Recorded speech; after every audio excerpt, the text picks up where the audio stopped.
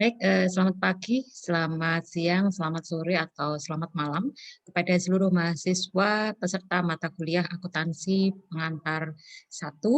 Jadi untuk hari ini kita akan membahas mengenai perusahaan manufaktur. Ya, jadi bagaimana proses transaksi dari perusahaan manufaktur. Nah, perusahaan manufaktur itu berbeda dengan perusahaan dagang dan perusahaan jasa, gitu ya. Jadi kalau perusahaan jasa dia menyediakan jasa, ya, jadi dia tidak mengolah produk. Ya. Tetapi kalau perusahaan dagang dia membeli barang dagang, membeli barang, kemudian dia tidak melakukan proses proses untuk mengolah sampai dengan dijual kembali tidak. Ya, jadi dia beli barang langsung dijual.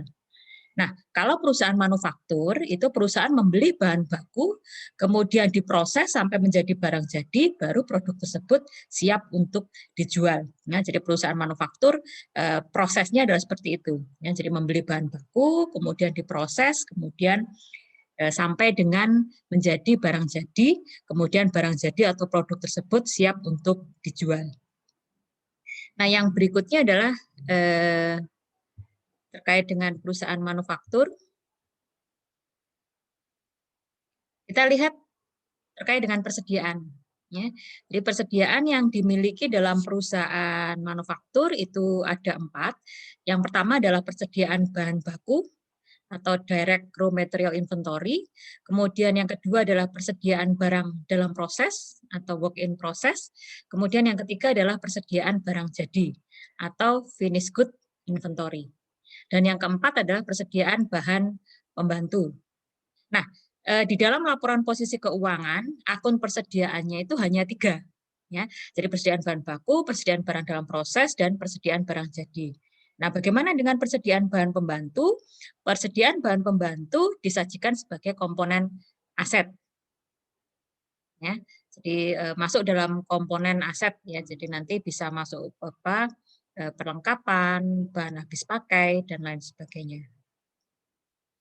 Nah, yang berikutnya adalah kita membahas mengenai klasifikasi beban atau biaya operasi dalam perusahaan manufaktur. Nah, di dalam perusahaan manufaktur itu terdiri dari 3 komponen biaya. Ya, jadi yang pertama adalah terkait dengan bahan baku, ya, jadi ketika pemakaian bahan baku. Kemudian yang kedua adalah tenaga kerja langsung dan beban overhead.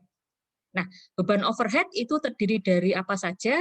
Beban overhead terdiri dari pemakaian, ya, pemakaian bahan pembantu, kemudian tenaga kerja tidak langsung, serta biaya-biaya lain yang terkait dengan kegiatan produksi. Sehingga pemakaian bahan baku, tenaga kerja langsung, dan beban overhead itu adalah merupakan biaya produksi. Ya, jadi merupakan biaya produksi. Nah, untuk biaya yang lain, ya, jadi untuk biaya yang lain yaitu biaya pemasaran dan penjualan serta biaya administrasi umum itu dijumlahkan itu adalah total dari beban operasional. Ya. Nah, di dalam pemakaian bahan baku ini nanti dicatat dalam persediaan bahan baku, sedangkan ketika selesai atau masih dalam proses produksi itu bisa berupa persediaan barang dalam proses dan bisa berupa persediaan barang jadi. Ya, jadi kalau sudah selesai produksi mungkin ada yang sudah jadi, tetapi ada yang belum. Sehingga kalau sudah jadi itu masuk kepada rekening persediaan barang jadi, sedangkan yang masih belum selesai itu masuk dalam persediaan barang dalam proses. Nah, kemudian bahan pembantu ini masuk ke dalam rekening persediaan bahan pembantu.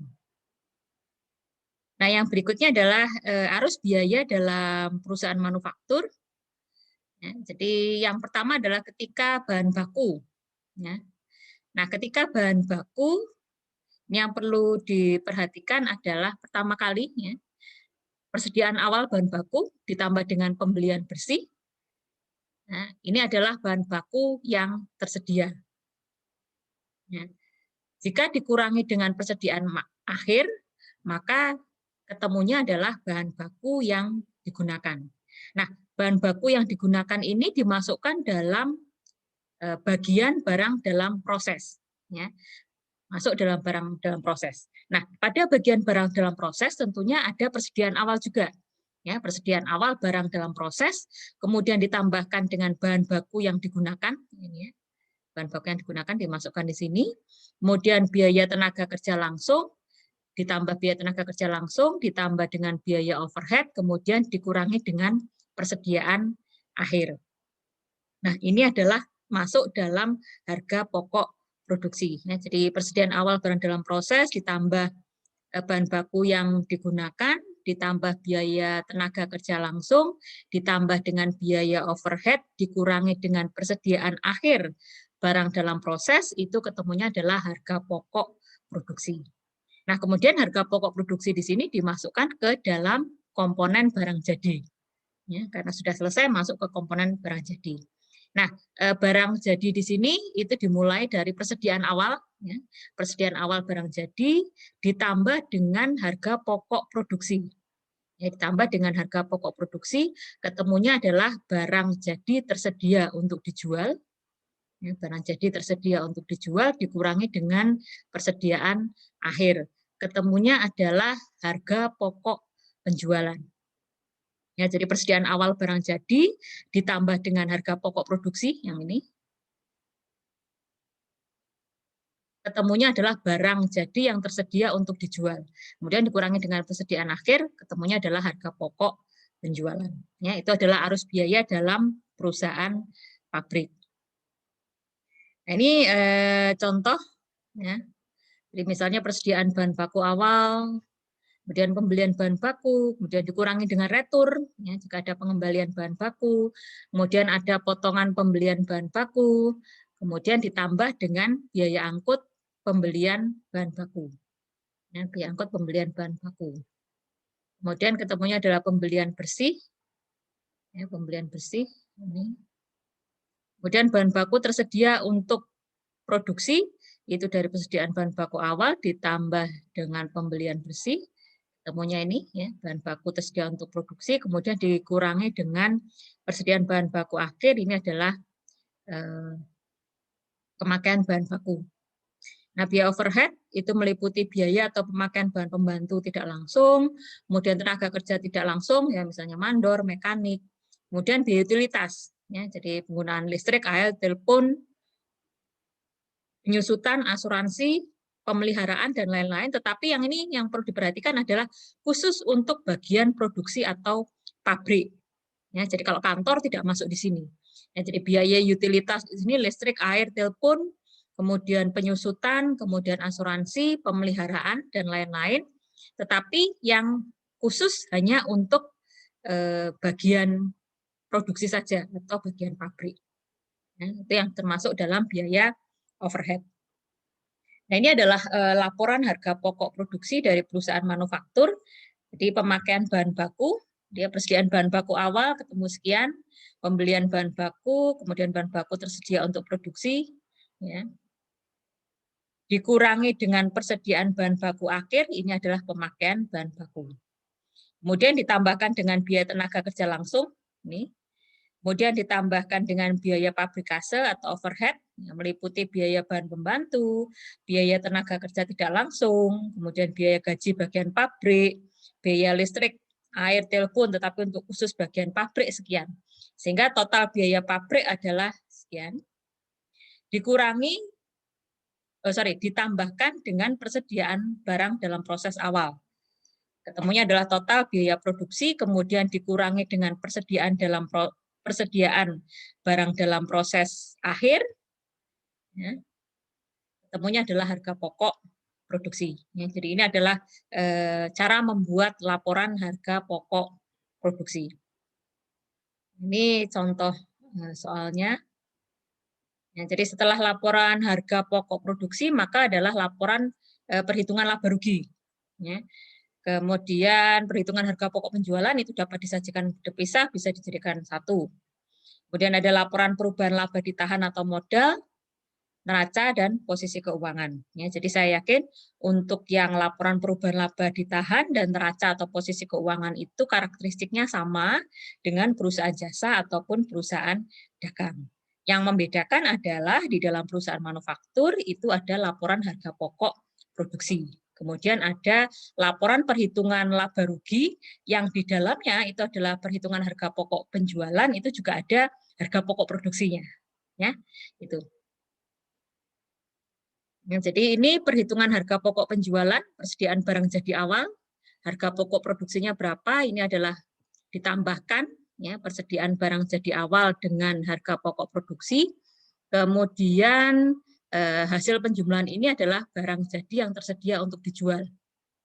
Kemudian dikurangi dengan persediaan barang jadi akhir.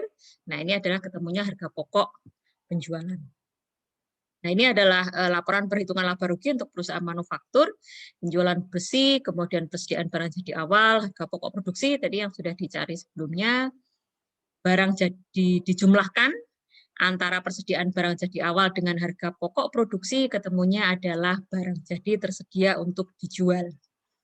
Dikurangkan dengan persediaan barang jadi akhir, ketemunya adalah harga pokok penjualan, kemudian dikurangkan dengan jadi penjualan bersih tadi dikurangi dengan dikurangi dengan harga pokok penjualan, ketemunya adalah laba kotor. Kemudian dimasukkan biaya penjualan dan biaya administrasi tadi, ya, jadi biaya penjualan itu bisa meliputi gaji pegawai toko, biaya promosi, biaya penyusutan toko, biaya utilitas tadi ya air, listrik, telepon toko. Nah, totalnya berapa? Kemudian biaya administrasi umum, ya, bisa meliputi biaya gaji bagian umum, kemudian listrik, air, telepon bagian umum, kemudian biaya perlengkapan kantor, biaya penyusutan gedung kantor, ya, dan seterusnya, sehingga ketemunya adalah total biaya usaha, kemudian di sini adalah laba usaha. Kemudian pendapatan non operasional, misalnya sewa, ya pendapatan lain-lain, biaya non operasional, misalnya bunga, dan di sini adalah ketemunya adalah laba bersih. Ya, laba bersih, laba sebelum pajak, ya, laba bersih sebelum dikurangi dengan. Ini adalah contoh laporan laba ditahan, ya, jadi laba ditahan awal, kemudian tambahkan laba rugi, dikurangi dengan dividen, nah ini adalah laba ditahan akhir. Sedangkan ini adalah laporan posisi keuangan, ya, jadi komponennya ada aset lancar, aset tetap, aset lain-lain. Sedangkan di bagian liabilitas dan ekuitas itu bisa liabilitas lancar, liabilitas jangka panjang, kemudian ekuitas itu terdiri dari modal saham, laba ditahan. Ini bentuknya hampir sama dengan perusahaan jasa ataupun dagang. Yang membedakan nanti persediaannya ya. Jadi kalau di aset lancar persediaannya tidak hanya satu, tetapi kalau di perusahaan manufaktur tadi ada 3. Ya. Ini tadi ya. Di awal sudah disampaikan ada 3 jenis nih ya.